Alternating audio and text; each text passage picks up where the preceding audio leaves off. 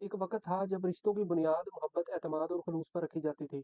लोग एक दूसरे के साथ जुड़े रहने के लिए दिल से कुर्बानियाँ देते, वक़्त निकालते और एहसासात को मुक़द्दम समझते थे। रिश्तों की अहमियत इसलिए ज़्यादा थी क्योंकि उन्हें बेलोद जज़्बात से निभाया जाता था।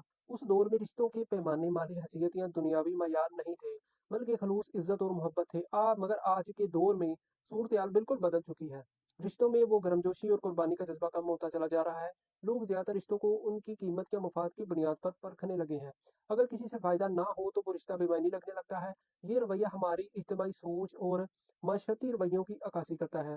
रिश्तों की कीमत लगाने का रुझान हमारे ताल्लुकात को मादियत पर मुबनी बना रहा है। इससे ना सिर्फ हमारे रिश्तों की गहराई मुतासिर हो रही है, बल्कि इंसानी जज्बात भी ख़त्म होते चले जा रहे हैं। ऐसे माहौल में मोहब्बत और खलूस जैसी खूबियां दबकर रह जाती हैं और रिश्ते महज लेन देन के रिश्ते बन जाते हैं। रिश्तों की अहमियत को जिंदा रखने के लिए ज़रूरी है कि हम अपनी सोच बदलें, रिश्तों को सिर्फ मादी पैमानों से ना परखें, बल्कि उनमें खलूस, मोहब्बत और कुर्बानी की रूह को दोबारा जिंदा करें, क्योंकि रिश्ते वो सरमाया है जिनकी असल कीमत दिल से जानी जा सकती है, किसी दुनियावी पैमाने से नहीं। रिश्ते निभाने वालों की तलाश करें, रिश्तों की कीमत लगाने वालों की नहीं।